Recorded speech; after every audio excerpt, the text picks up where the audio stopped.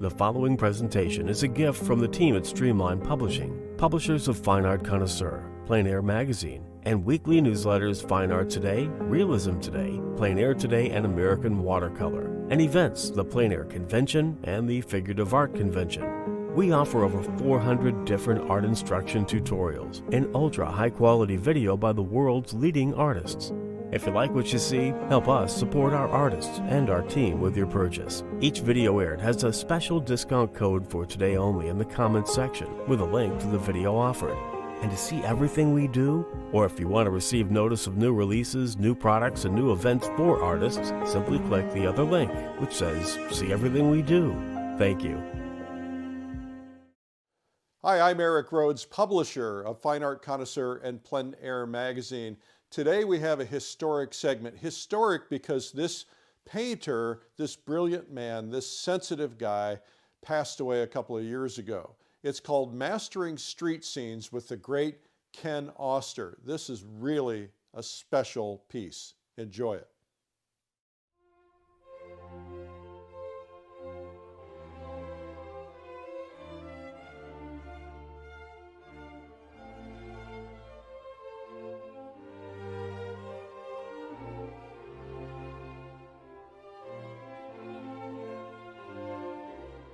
Let me introduce myself. My name is Ken Oster. I am here in Northeast Harbor outside of Acadia National Park, and we're here to do a little painting of a small, vibrant metropolis. Picked it because it's got a left side of a painting and a right side of a painting. I'm not real keen on doing paintings that are just one-sided, with the center of the street on the left-hand side or the right-hand side. I like to have a left-hand side. Buildings kind of frame things in, keep your eye closer to the center of interest, kind of keeps the eye inside the parameters of the canvas instead of going to the edges. And when I stop someplace to look to paint, I'm always trying to find the opportunity to create that three-dimensional world on that two-dimensional surface. And there's three ways to get the three-dimensional world on a two-dimensional surface, and that's perspective, form, and atmosphere. In a beautiful day like today, as the rain cleared out yesterday, you're going to have a lot less atmosphere, but as a painter, we'll put it in to give the illusion of depth.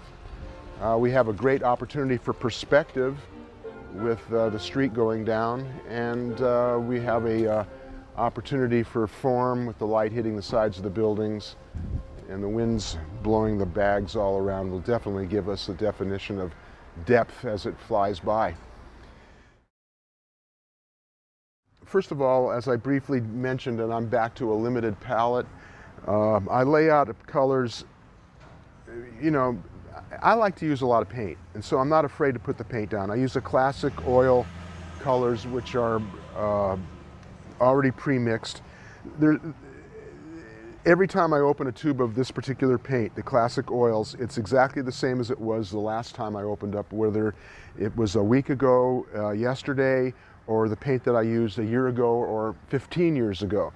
And the beauty of that is there's three things that in order to be a good painter you have to know or be aware of. And I don't think very many people talk about it, but there's three things that you have to be aware of. No matter how good you are as a painter and how much you know, you have to get all that information onto the canvas. And there's three things that allow you to get it on the canvas. Number one is the paint. You got to know the consistency and the opacity and the fluidity of the paint you're using. That's number one. Number two is you need to know the tools that you're using. You got to know what the right brush does with that paint. You have to know how stiff the bristles are on a certain brush or how flimsy they are on another brush. You got to know what your tools do. You got to know if you want to use your fingers, what they're capable of doing. If you want to use a leaf off of a tree, you have to be knowledgeable as to what that tool can do for you in a painting. So you have the paint, you have the tools, and then the last thing you need to have that you have under control is touch. You have to have the right touch with the right tool and the right paint. If any one of those things fail, you're not going to get your painting of what you know in your head and in your mind onto the canvas, because you may push too hard with the wrong brush, with the wrong fluidity of paint, and it won't happen. Many artists always say, I know what I wanted, but I couldn't get it on the canvas. I laid my brush down and it picked up a color underneath and I got mud. Well, my saying is that if you knew what you wanted and you didn't get it, that's your own fault. And the only reason that it happened is because you failed in one of those three areas. Your paint wasn't correct, your tool wasn't correct, or maybe you had a little bit too much Chardonnay the night before and your touch wasn't correct. One of those three things.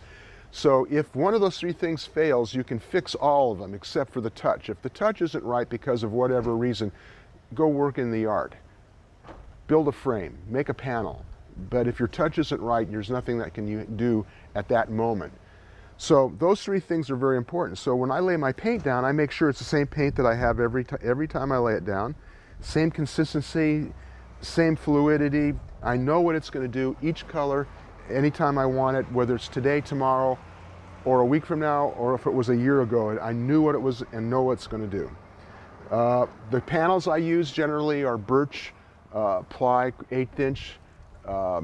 I sand them down. I apply an outdoor latex acrylic house paint to the outside of it, seal it. I can use a shellac over the top of that. But the idea is you have to seal the wood completely so that it doesn't allow any moisture to come into the panel, so that it doesn't expand or contract based on where the panel ends up going in different climates. You're in a moisture area where, like, you're near the ocean, a lot of humidity in the air, you paint on a canvas or a panel, and if the panel is then sent to Arizona for a show, it's very dry, panels can crack because the moisture is sucked out of it by the air. So make sure you cover your panel completely in a sarcophagus of paint, backside, sides, and front. No grain to be showing, and I like stiff areas to paint on. I don't like canvas as much. I like to be able to know how hard I'm pushing on the panel, and I know what it'll get with the tools and the paint and the touch.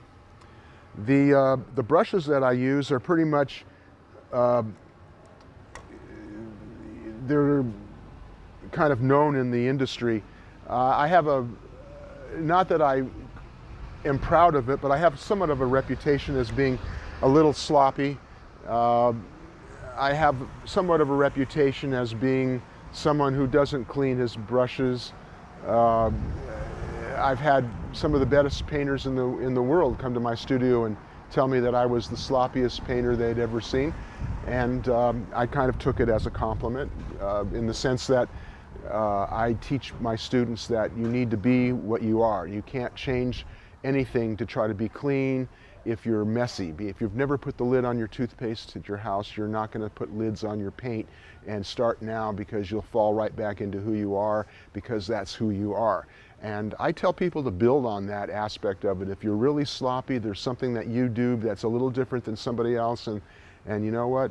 You got to build on it. So my messy brushes, my floppy brushes, my brushes that have just sit in the paint, thinner, and if I travel they get a little bit hard because not all the paint's out of them. You know, these are pretty clean considering that I'm traveling with them, and but you can see that, you know, they have a character. They're starting to get their own little character, which is, and if you know your tools, you know what they're capable of doing.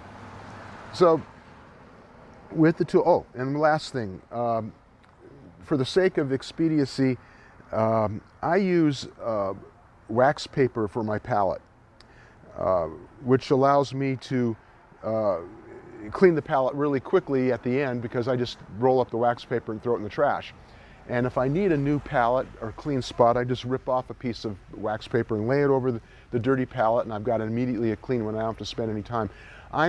Everything that I do in painting is characterized by my kind of mantra of intellect and passion. And the intellectual part of painting is cleaning brushes and cleaning your palette and doing all the things that are necessary in a preparation part of painting. The passionate part of painting is pure passion and painting. Sometimes, if it's available, if I have a camera, I'll look through it. And I'll kind of get an idea as to what makes a good composition or design. And it kind of gives me a little bit of a bearing, because one of the things that's an illusion, and when people paint, they see things much larger in their mind than it really is. And so if they start to paint something, it'll appear bigger on the canvas than what it really is, and it's not really what they wanted to paint. People, you know, if they drive a car down a road and they see a little barn off in the distance, and they want to paint that little red barn, well, if the little red barn is painted too large on the canvas, then all the things around that little red barn don't appear.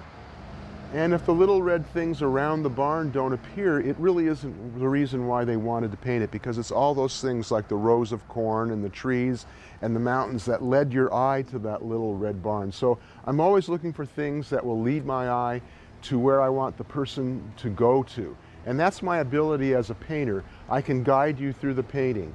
And I always tell my students, never jump through a painting. You can walk, you can slide, you can crawl, you can roll, you can do anything you want to, but never jump, which means that there's got to be a line, an imaginary line or an obvious line that takes you from every part of the canvas, from every edge, into the painting and to where you want them to go, which is the focal point, which is in focus, which is where the calligraphy is or the eye candy is, and the rest of the thing still maintains an abstraction. So with that said,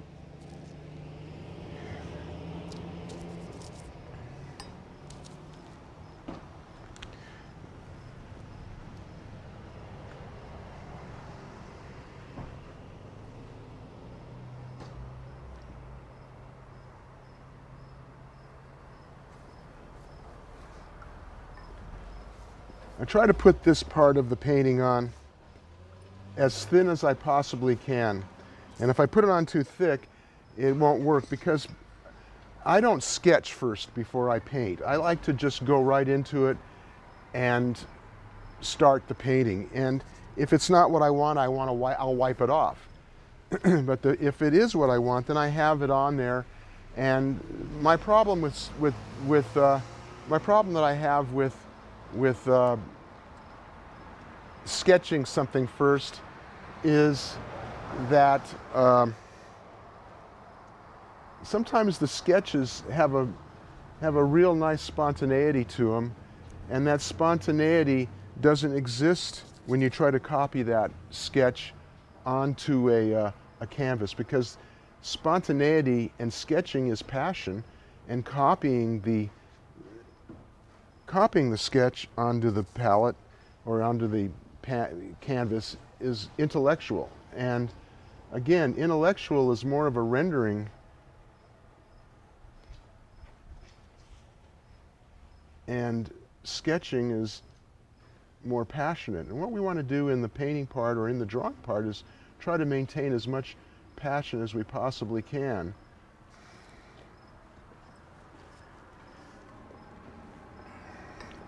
And I'm just trying to lay out an idea for the roadmap. And again, with thin washes,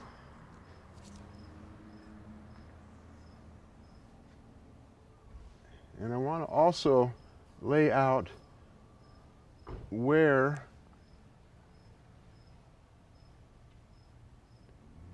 my focal point is going to be.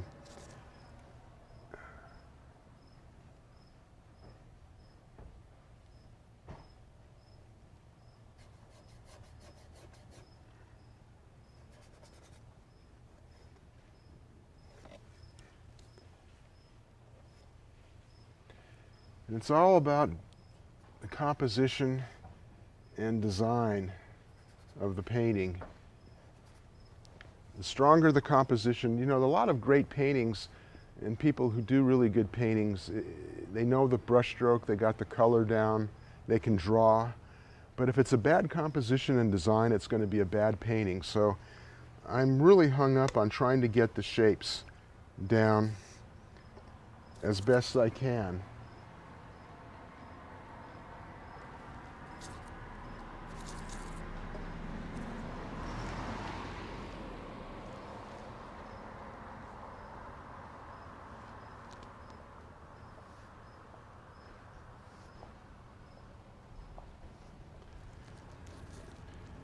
Blocking in the areas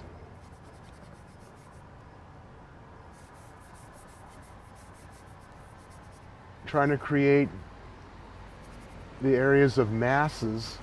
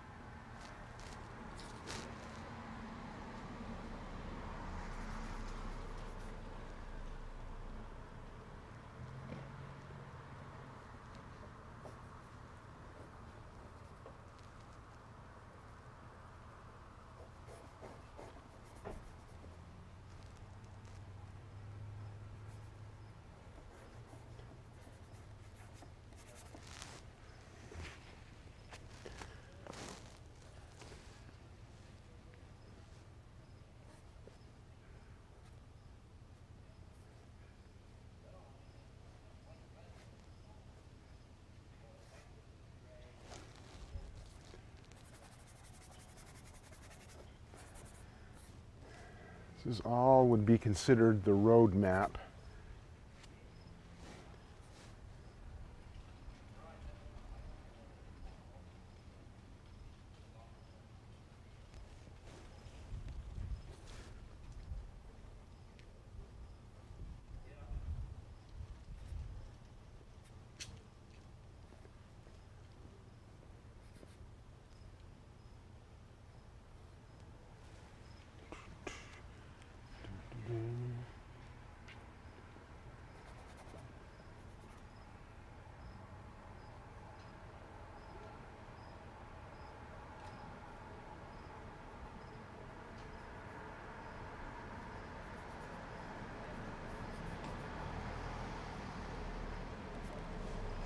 A lot of times people ask me, why do I use black? I go, I thought you're not supposed to use black. And I always answer, if you're not supposed to use black, then why do they make it? And then people say, well, they make flesh tone too. And I say, well, I have a tube of that in my pocket, in my pack also. But the reality is that through history, a lot of artists have used black. Zorn being probably maybe the most obvious with a 3-color palette.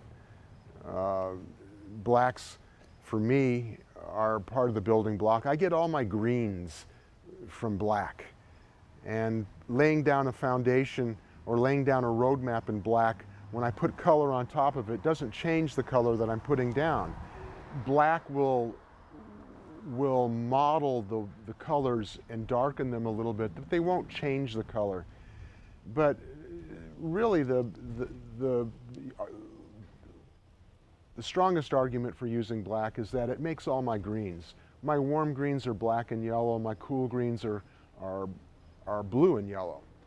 And the harmony that I end up with using black to tie these grays together, because it does make things gray and knocks them back. It knocks the syrup out of the sweetness of a lot of colors. And more so in California than on the East Coast, we have a lot of atmosphere.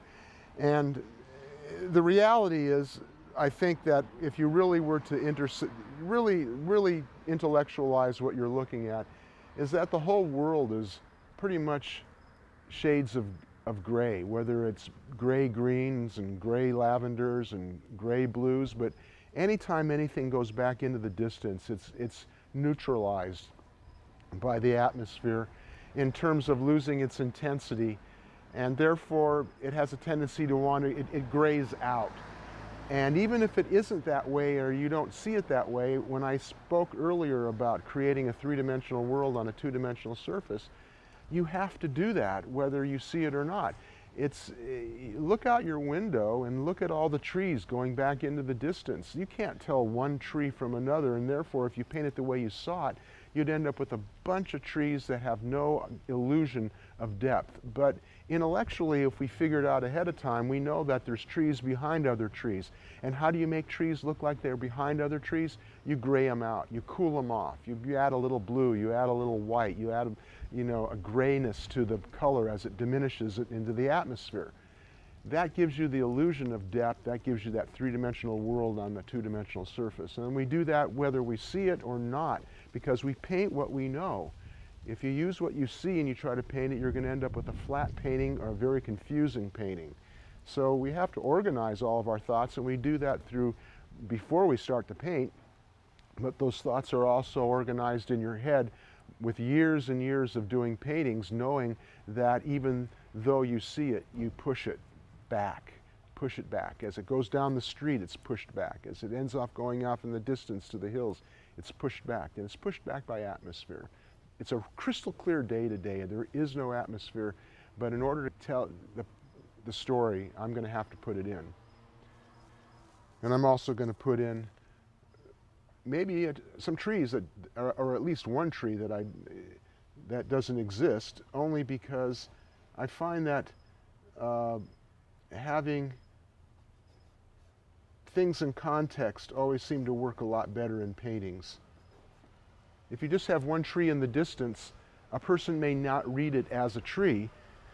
If you have several trees and one in the middle ground, in the foreground, or in the background, and people will identify it easier as as to what it is. So sometimes even if I don't see things, I'll put them in order to tell the story.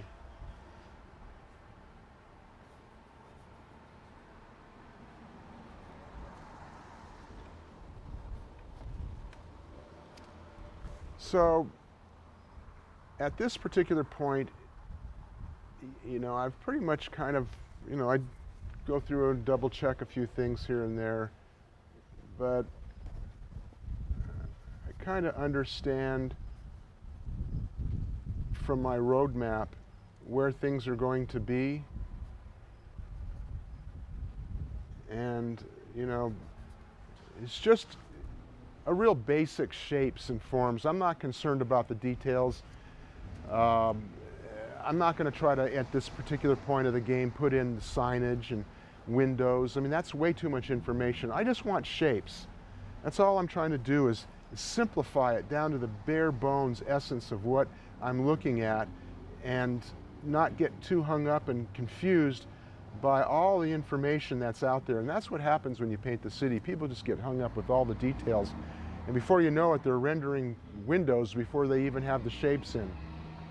So at this point, I'm going to take out a big brush and try to fill in the canvas. Now this part of the painting, which I was just doing, which is the putting in all the putting in the shapes where the cars are going to be, and so on and so forth. This was all intellectual. This is like measure twice, cut once idea. If you're building a shelf or a bookcase, you measure everything out. You try to get everything where you think it's going to be in place, and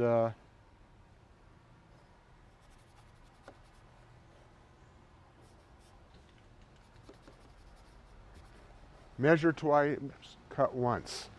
Now, with this part of the painting, what I want to do is just try to fill up the canvas as quickly as I can with the basic patterns of dark and light, but not get too hung up on the light, because there's so much stuff that's going to go on out there that I need to work on one side of the street to the other. Now, I have a warmer side of the street and I have a cooler side of the street. The side that I'm closest to, or the warmer side of the street, I can do it in two ways. I can either logically say to myself, okay, I'm closer to this side of the street. Anything that's closer to me is warmer, and so anything that's further away from me is cooler. So I can designate one side of the street as being a warmer side, and the other side of the street as being a cooler side. Closer to me, warmer; further away, cooler. That's an obvious. And then I have another way of doing it based on shadow and light. So the first thing I'm going to do is I'm going to mix up a warmer side, and I pick out one animal at a time. This is what I do when I teach. I try to get people to understand that there's everything in a painting has a DNA to it, and the only thing that we're used to in DNA is animals. So we have asphalt as an animal, we have trees as an animal, we have bushes as an animal, we have buildings, wood as an animal. I mean, these are all animals, and the idea behind the animal is to teach people that things don't change as they go back in the distance. In other words, if you have an elephant in front of you, the DNA or the color that you would mix up to make that elephant is the same DNA that would make the elephant a mile away or half a mile away or up front right next to you. It's just that as they get further away, it gets lighter and cooler, and closer to you it gets warmer. So what I'm going to do is mix up an animal, so to speak, and I'm going to mix up the warmer, closest and the darkest one of the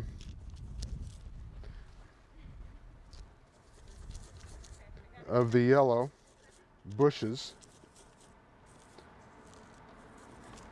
and that would be right in here.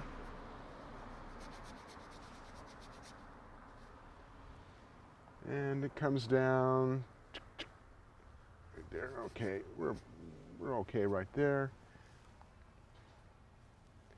And I'll just put the little bit of a highlight side on it because, again, form is important.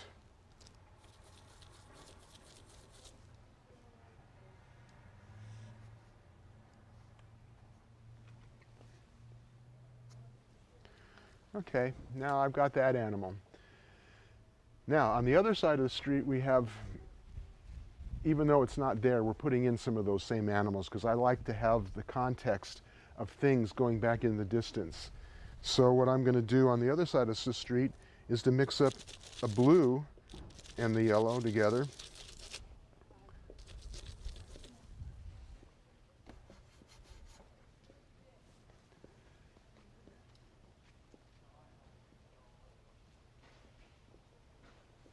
And on this side of the street, we have a cooler green because it's further away from us. And even though there isn't a tree there, I'm putting one, whether you like it or not. Because I just want to I want to incorporate some of this color over here, not just have it go off. Then I'm going to put another tree right there. A little bit further back in the distance.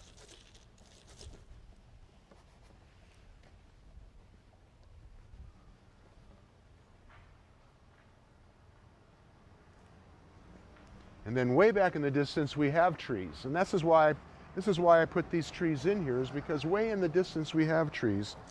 And those trees way in the distance, you know, they're kind of dark. But as long as we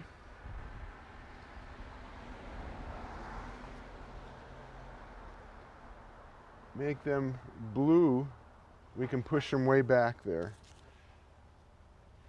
It still has the same DNA in these, mixed up out of the same puddle. So there is a identifying factor to these trees back here, in the sense that they all are mixed from the same puddle of paint. So when somebody sees something that's this color back there, they're going to recognize it as being a tree, even if it's just a brush stroke, because it consists of the same DNA or color that these other trees were.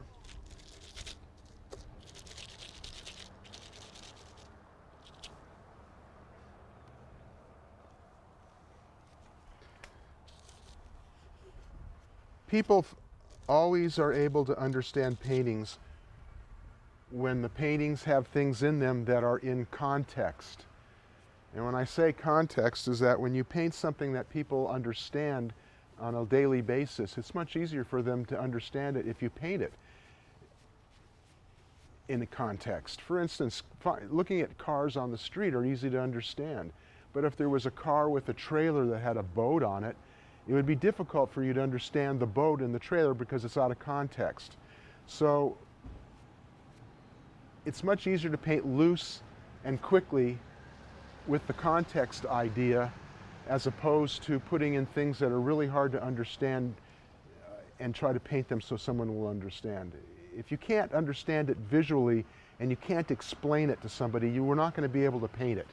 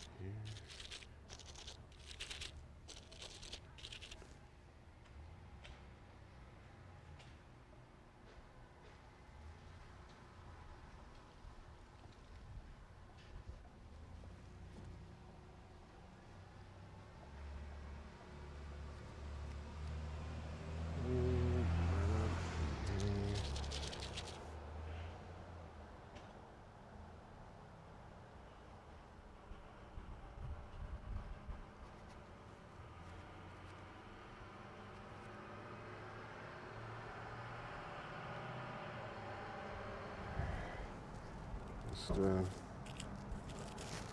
it down here.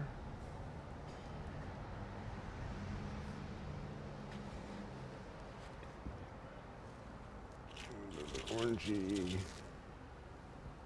pink.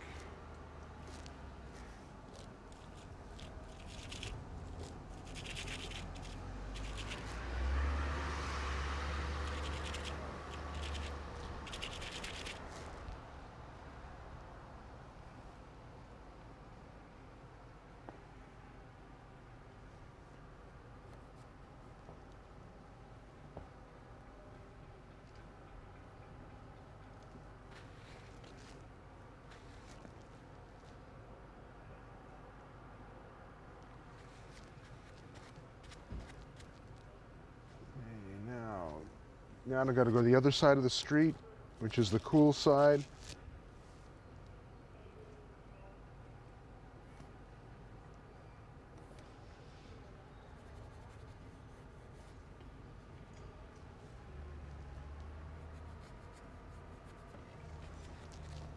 Let's talk about the cool side and the warm side of the street. See, I have a different perspective on light, whether light is warm or cool.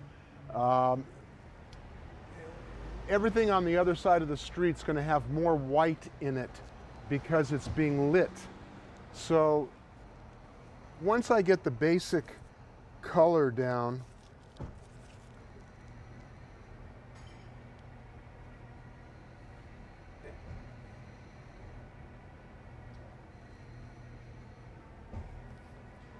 the other side of the street, though bathed in light, is a cooler side of the street. And when I say cooler side of the street, it's because there's nothing on the other side of the street that has less white in it than the side that I'm standing on. If I paint all of the shadows and all of the elements on the left-hand side, I have put very little white in that left-hand side of the street. On the right-hand side of the street, I'm going to be putting a lot of white paint into that. So emotionally, people can feel that the light is warm, but physically, the actual application of paint is going to be more white in the paint, and therefore more white in the paint, a cooler side of the street. That's totally the opposite of what people will tell you, but if you believe that the light hitting the sides of the buildings are warmer than the shadows, then you're going to continually try to add yellows and warm colors into those to try to make it warm. But if you just accept the fact that white is cold and that's a cooler side of the street, then you're not going to have to worry about making color that doesn't exist. It's confusing for a lot of people to try to think this way, but I feel it's more confusing to try to believe that adding white to anything makes it warmer. I think that's totally contrary to what and how we all paint and how we actually all see things. We've just been conditioned through life to believe that when light hits things, it's warmer. Physically, it is, but it's being filtered through a blue filter, the sky. So everything where light hits has a tendency to want to cool things off. The more light you have between what you're looking at and where you're standing is more atmosphere, the cooler it gets. The brighter something is. How do you make something brighter in light? You add white. If you're looking at the side of the building over there, the side of the building that you're looking at in shadow is warmer than the side of the building that's in light. Now, if somebody says that it's warmer in the light, let me ask you the logical question. What is the true color of anything? The true color of anything is that which it is in indirect light. It just confuses people. It confuses them because they believe that it's light and they have to make it lighter or warmer. They have to believe that people believe they have to make it warmer because it's in the sun. And in doing so, they add yellows and oranges to all of these things that they see, and they change the DNA of it. So in reality, what you end up with is not really what you're looking at. They're making up two different animals. And as I said earlier, you know, an elephant in the shadow is still an elephant. It's the same animal as it is in shadow as it is in sunlight. The only thing you're doing is adding white and maybe a reflective color of sky or a reflective color of earth underneath it when it comes into sunlight. But if I try to change the color of it based on the idea that it's warmer and try to make the highlight side of the elephant orange or yellow, you're going to be changing the DNA of the animal, and it's not going to be the same animal anymore.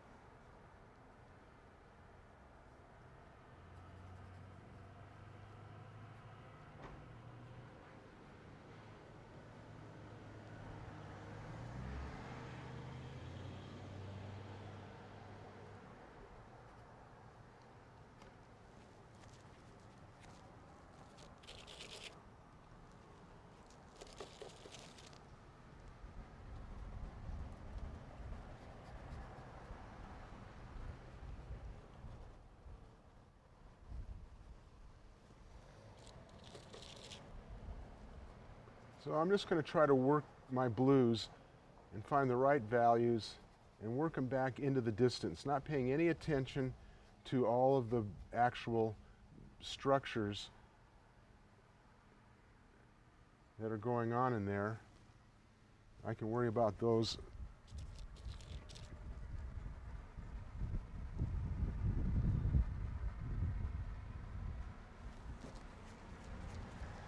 in a little while.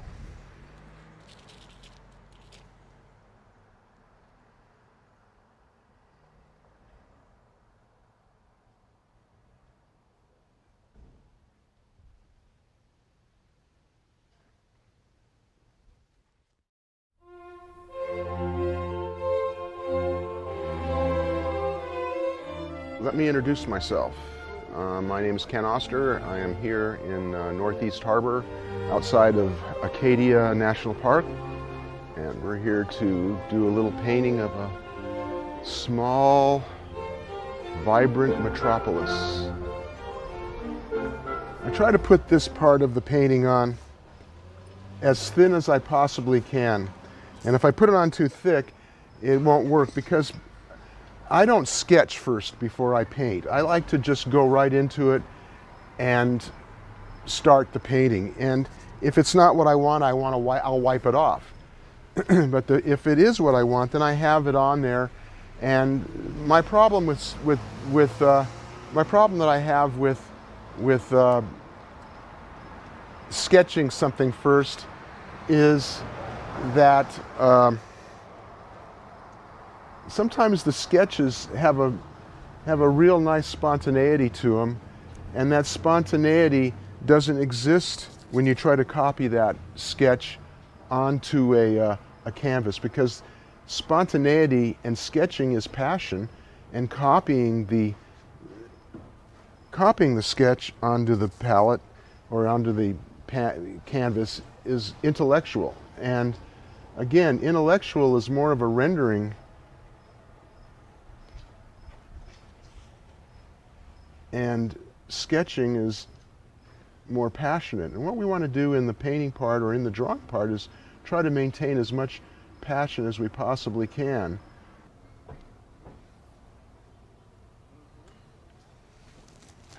What I'm trying to do when I paint brushes, I like to have the brush lead your eye in the direction that you want the person to go. If a street is going away from you, try to get the brushstroke to take your eye down the street. A lot of times I'll tell students to utilize in their mind the idea of a tennis ball and help use the paint as a sculptural tool as well as just filling in color. The oil paints allow you to create the illusion of sculpting. It has brushstroke to it. So it's always good if you can take the opportunity to put brushstroke into your paintings.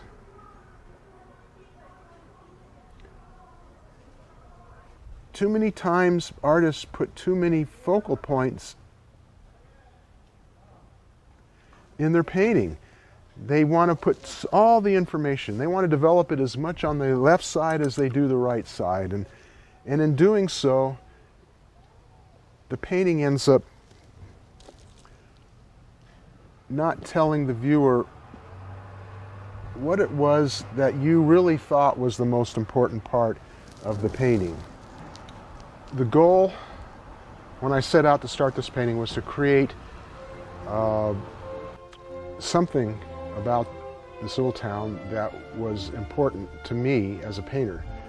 And putting all the information in that existed in the town as I saw it, I realized was not the important part. The most important part of this painting is to take you down the street with the reflection of the light, atmosphere, the kind of eclectic storefronts which are not all the same, and to simplify it and make it so that it was something that was easily understood and that your eye could easily go to some place where I wanted you to go.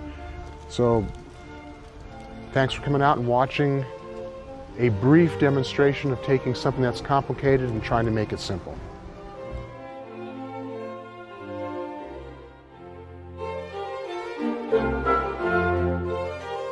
Now on DVD. To learn more, visit www.streamlineartvideo.com. Well, that was a piece of mastering street scenes with the amazing Ken Auster. May he rest in peace. If you want to learn more about that video, you can find it at lilyartvideo.com, and there's a special discount code for you in the comments section today. Now, I did an interview with Ken, and it's a fabulous interview. I hope you enjoy it.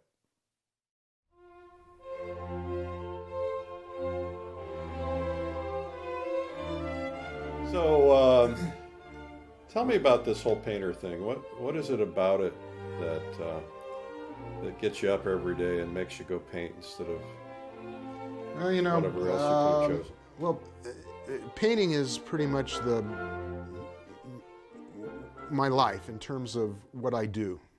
And as an artist, as anybody who's in the arts or anybody who's really concerned or takes inventory of what they do and are proud of it or try to be proud of it and try to get better at it. We all live our lives around it, whether you're an actress or an actor or a musician or an attorney or anybody who really wants to be the best at what they do, not necessarily for the accolades that you get, but because it's a self-fulfillment and you're never satisfied with being where you're at. You always feel that you can do better. So it's something that your life evolves around.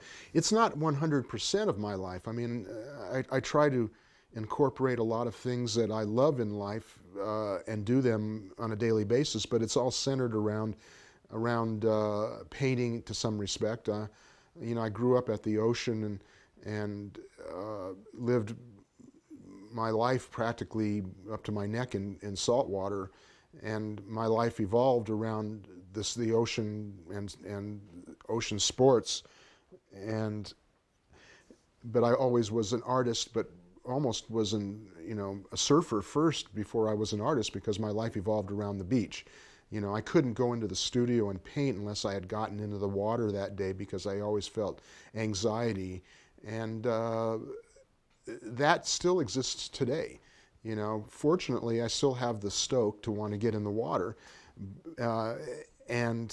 but in the art world, I'm able to control it in the sense that I can go into the studio or I can go on location wherever I'm at and fulfill the rest of my day with something that is not just fun, but actually is a profession. Being in the ocean is great, but it's not something that you can survive on and pay the bills. And to be able to fall back on something like painting or art, whether it's painting or anything in the arts, if it's stimulating that nerve and tickles you and makes you happy at the end of the day, like you fulfilled something that made you a better person, or you did something that made you better in your field that you really wanted to be better at, then each day was worthwhile. The days that you do bad paintings are not necessarily bad days; they're just days that you learned a little bit more. And it's not something that I planned. I never planned to be an artist. I just kind of was doing it as a child. And so what how did that evolve? So you I mean, it was kind of a very circuitous route to where I'm at, but but thinking back on it, and when I talk to people, it made a lot of sense. I didn't go to art school to be to become a painter. I went to a 4-year college, took the basics at Long Beach State, and I dabbled in the arts in that I took my illustration classes, and I did all these things, but I never really had a chosen profession.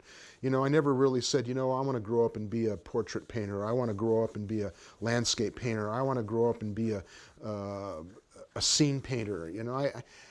I never had time to do that because I was still having too much fun. I hadn't grown up yet. I was, surfing every day, doing my classes, and I tried to figure out a way in which I could incorporate art into making a living, and for some reason I just stumbled on silk screening, and I ended up silk screening T-shirts for all the bars and fraternities at Long Beach State in the 60s. Yeah, and I had a friend and I were going to go cross country in a big van, and we were going to silk screen fraternity Greek letters on everybody's T-shirts out of the back of the van and make a killing, and drink beer at all the fraternity houses. And we were from California and tan, and at that time I had blonde hair, and we were going to kill it. We were going to go all across the country when surfing was just in its infancy, and print T-shirts and have a great time. And he ended up running away to Canada because it was during the Vietnam War. So there was half of my team left. I went to Hawaii and worked at Crazy Shirts when it started out in the mid '60s, and printed T-shirts and realized that, gosh, there was this guy in Hawaii that's printing a ton of T-shirts for tourists, and I go, this is not just for bars and fraternities, this is a big deal. I mean, you could actually have a business and make money silk screening T-shirts in your garage.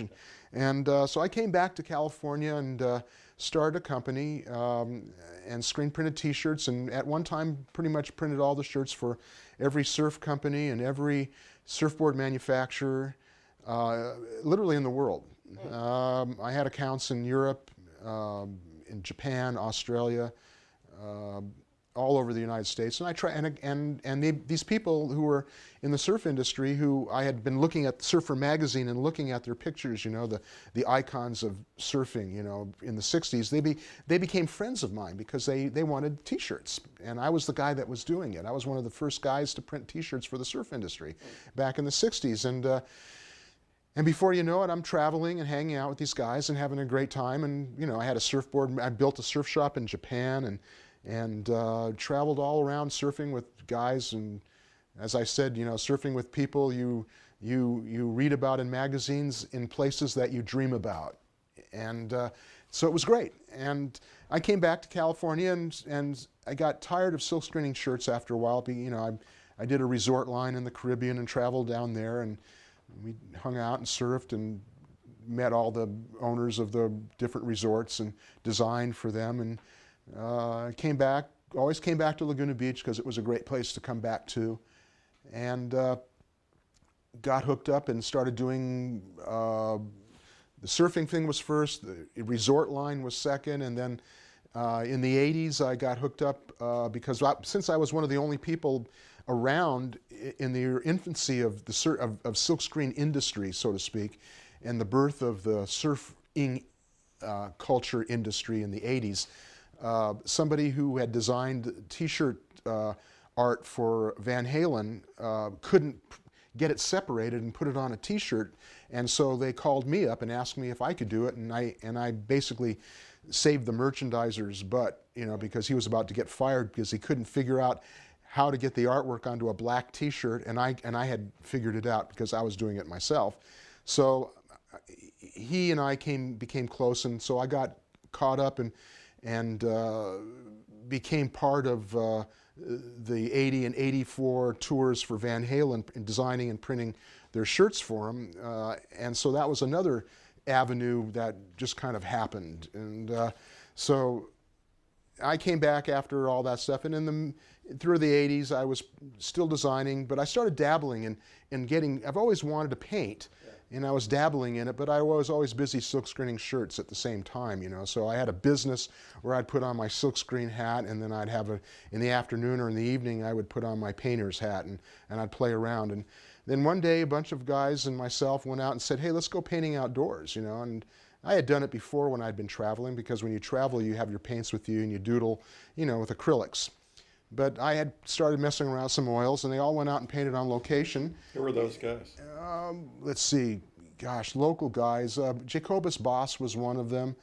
Oh gosh, there's some basically Laguna guys. Okay. And they were painters who painted outdoors often, and I didn't paint outdoors very often, but I went out and painted with one day, and for some reason, and I don't know why, it just came easy. And you know, I always had a saying that, you know, fortune favors the prepared mind. You know, never just go blow it off. If something that you do or something happens that's easy, really for you, you just think about it for a while. So I sat back and started contemplating this whole outside deal, because I mean, I was painting outdoors, and they were really good paintings. And all the other people were struggling, you know, they're going, oh God, this is terrible. And I just went, you know, this is not bad, you know. And they're going, wow, you know, when did you do that? And so I started playing around with it, and then, you know, it was, I knew there was something there, but I hadn't found my voice yet. And so I kept struggling, and like every artist, I struggled, and I didn't know what I was doing. But Do you still struggle? no, I don't struggle anymore. No, I don't. And the reason I don't struggle anymore is because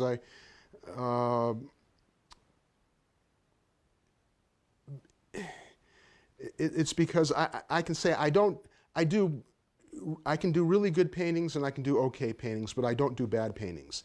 And the reason I don't do bad paintings is because they never get finished if they start out being bad. That's the main thing, is that you know a painting is going to be good or not in the first 15 or 20 minutes. And it's because it's all based on the foundation. And when do you know to let go? First 15 or 20 minutes. So you at that point you'll realize this is bad. You wipe it down. And You wipe it off. Yeah. I don't do sketches before I go out. I don't. If I do a sketch, then the sketch sometimes can have the spontaneity and the fluidity, and then you have to copy the sketch over to the canvas, and then you're intellectually transferring something. It's not passionate. You know, it's not spontaneous. The thing about painting that I really enjoyed, as opposed to what I was doing previously in the silkscreen world, it was all preparation and cleanup, making screens, printing on paper, you know, layer after layer to get the image that you wanted. But the silk screening part of what I did, starting out in t-shirts and then going to paper, basically from silk screen to serigraphy, taught me shape and form. And silkscreen's all about big shapes. It's all about shapes and form. You can put split fonts on it and blend color, but in order to get form, you needed at least 3 values of the same color, dark, middle, and a light value. And so I learned to see those values, and I started making collages out of them. So I started out with silkscreen t-shirts, silkscreen paper. I ended up tearing up all my paper or printing big swaths of blended color onto paper, and then tearing them up and making collages out of them, and utilizing the blends of color to layering to get the feeling of things going back in the distance, seeing form. And I got very technical with collages, and over a period of time, going from those layers, all that stuff that you did was the foundation to the top block of the pyramid, which was painting. It all taught me, t-shirt designs taught me design and shape and form, graphics, composition, balance. Collages taught me form, how to see the 3 values immediately and to be able to separate them into simplicity, understanding that it doesn't take a lot of information to make something understood, that we as human beings, when we see something, if it's in context, it's much more easily understood as opposed to things that are out of context. And I discovered all this through collage. Then I started painting and taking it to the next level, and painting like I was collaging, you know, layers and very graphic shapes. And then the shapes got looser, and the edges got softer in some places and crisp in others. And then, as I say to students, you don't learn to paint in a nice, even contoured bell curve. Learning to paint comes in stages. You hit brick walls and then you climb them, and then you learn something and you level off, and then you hit another wall and you climb it and level off. That's why most artists really don't like what they do. And the reason why most artists don't like what they do is because their eye becomes more refined than their ability, even while they're painting. You know, as you're painting, you're learning. And so you may like what you're doing, and then all of a sudden you've learned something and you go, gosh, this isn't as good as it could be. Bingo, you hit a wall, you climb it, and you get to another level. And then you like what you're doing, and then bam, you don't like it. You hit another wall, you climb it, you start liking, and then you don't like it. Every good painter always has to not like what they do, because if they're not, there's no incentive to get better. If you like what you do all the time, then you know you're not going to get any better. So do I struggle? Yes, in the sense that I can do a bad painting, but it never gets finished. So I don't struggle in that respect. Generally speaking, I've done enough paintings and spent enough time out there to know what makes a good painting and what doesn't make a good painting. And so I don't start things that I know have inherent problems to them. So what wisdom do you want to impart on somebody who might be watching this, who is trying to learn to paint, or who's trying to either make a career out of painting or just do it as a hobby? What do you think are the important lessons they need to be focusing on? Well, the most important thing is to understand that not liking what you do is the catalyst to being a better painter. And don't get comfortable. Well, if you're truly have the desire to be a better painter, you're never going to be comfortable. But the rewards for getting better as a good painter are very small, and many times other people won't notice the reward. As you're a beginner painter, every single time you learn something, the reward is huge. You make huge steps in the beginning. But as you get better and better and better, the rewards are smaller, but you still sacrifice and still have the same kind of pain if you do something that's not right. You just try to eliminate those times when the things aren't right, and by picking subject matter that not necessarily subject matter, picking compositions and designs. My firm belief is that the most important part of painting is composition and design. And I think that by looking at history, the American Impressionists, who were by far, in my opinion, better drawers and executors of design than the French or any of the other Impressionist painters at the time. You know, I don't think that anybody could ever draw and design as well as Sargent. You know, so. What painters that are gone now would you love to be able to sit with for 5 or 10 minutes and? Well, Sargent, Homer, and Hopper for sure. And then, you know, I mean, I would love to be able to get into the minds of some of these the people, and just, I mean, you know, I just wondered if Sargent was savant, you know, and just the sense that, I mean, he was so good, and you know, at what he did, and that it's almost to the point where he wasn't even human. And if you look at the sketches and the drawings and his ability to draw things from perspectives that were almost, you know, out of comprehension of looking at him, it's hard to understand that he could draw it. And there's a lot of, and there was a lot of people that I enjoyed their paintings. You know, I was attracted to the Ashcan School of Art with the Sloan and the Bellows, and the idea of painting subject matter that wasn't necessarily pretty, you know. And but they sure made it beautiful, didn't they? Well, they just used a lot of paint, and they had a lot of passion in their art. I mean, a lot of these painters weren't considered brilliant painters, but they were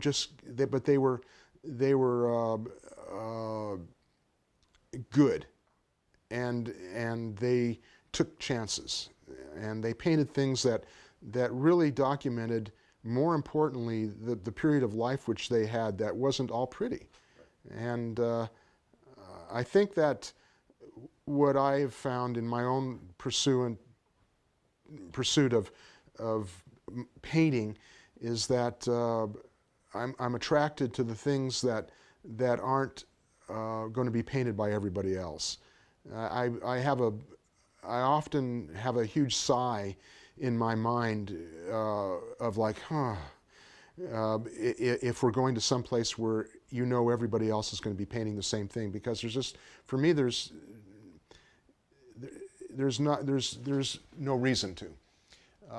Been done. It's been done, and I think that in my life right now, that I think I want to spend more time in the intellectual part of painting before I start to paint. I want to think more about what I'm doing as opposed to just responding automatically to it. It's really easy to go and set up an easel and look at what you're going to paint and paint it, because it's sitting right there in front of you. You know, it's like setting up a still life. But there is more to painting, I believe, than just doing that. You know, there's an intellectual part that you could take something that exists, but you could change it in a way in which has another meaning to it, something deeper and more personal. And so I'm really trying to, in the backside of my life as a painter, you know, if there was a beginning part and a middle part and the backside of my life as a painter, I really want to spend more time thinking about what I'm going to paint and how I'm going to express myself and the imagery that I'm going to do, as opposed to just painting it because it's there. So, how do you want to be remembered, or do you care? I think that I've already cast I think it's already been cast, so to speak, in the sense that when I talk to people who I believe are informative of the area, they refer to me as one of the people, if not the person, who started bringing back the cityscape. I think that the response that I get from people who I respect in the art world, who know what they're talking about, you know, writers and directors of museums and things, they will say that I was somewhat responsible for people bringing back cityscape into the nomenclature. Prior to that, it was all landscape, and then immediately, as soon as I started painting red taillights in city cavernous San Francisco scenes, everybody started painting them. But they always say that you were the first. Yeah. And so I think that if there is going to be an asterisk after my name, other than being in the Encyclopedia of Surfing History, And T-shirt history. and as being one of the founders of the surfing industry T-shirts in the Encyclopedia of Surfing, if there is an encyclopedia of painters there for this period of time, it will be the person who started the movement towards painting cities again. So when they're researching you 100 years from now and trying to find out every little detail, what's the one thing that they don't know that they need to know about you?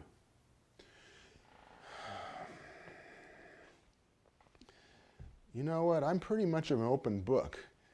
You know, there's not a lot about me that I haven't said to people already. I think that if there's one thing that is that I don't owe anybody any money. And if I do it, I'm not talking about Yeah, it. I don't owe anybody any money. That's the and I that what I have been doing has been an evolution and not a revolution. From silkscreening T-shirts to paper, to collage, to painting, to bringing intellect into the painting. I find painting easy. I find the intellectual part to be the stimulating part. Painting is just a process, but it's really the intellectual part that's starting to tickle me now. Ken, thank you very much. My pleasure. Well, that, of course, was the interview with Ken Auster. May he rest in peace. What a great man. What a great friend. We all miss him very much. Anyway, the video is phenomenal. If you want to learn how he saw things different and you want to learn how he painted, check it out at lilyartvideo.com. And remember, there's a special discount code in the comments section. Thanks for watching.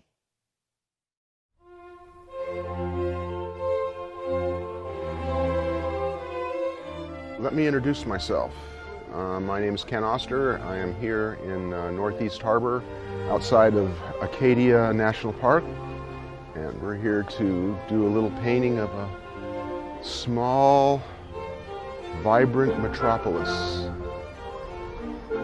I try to put this part of the painting on as thin as I possibly can, and if I put it on too thick, it won't work because I don't sketch first before I paint. I like to just go right into it and start the painting. And if it's not what I want, I'll wipe it off. But if it is what I want, then I have it on there. And my problem my problem that I have with sketching something first is that sometimes the sketches have a real nice spontaneity to them, and that spontaneity doesn't exist when you try to copy that sketch onto a canvas, because spontaneity and sketching is passion, and copying the sketch onto the palette or onto the canvas is intellectual. And again, intellectual is more of a rendering, and sketching is more passionate. And what we want to do in the painting part or in the drawing part is try to maintain as much passion as we possibly can.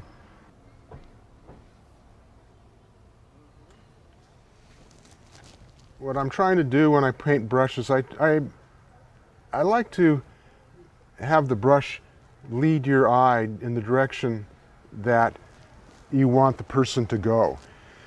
If a street is going away from you,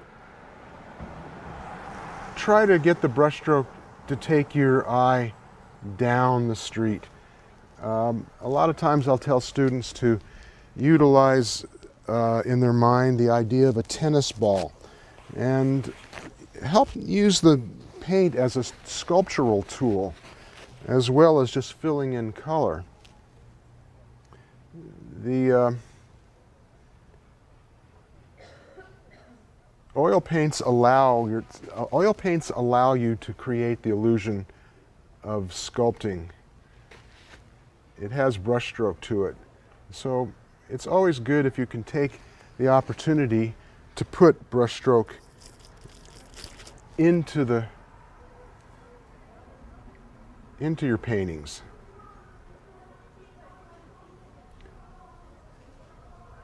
Too many times artists put too many focal points in their painting. They want to put all the information. They want to develop it as much on the left side as they do the right side. And in doing so, the painting ends up not telling the viewer what it was that you really thought was the most important part of the painting. The goal, when I set out to start this painting, was to create something about this little town that was important to me as a painter. And putting all the information in that existed in the town as I saw it, I realized was not the important part. The most important part of this painting is to take you down the street with the reflection of the light, the atmosphere, the kind of eclectic storefronts which are not all the same, and to simplify it and make it so that it was something that was easily understood and that your eye could easily go to some place where I wanted you to go. So thanks for coming out and watching a brief demonstration of taking something that's complicated and trying to make it simple.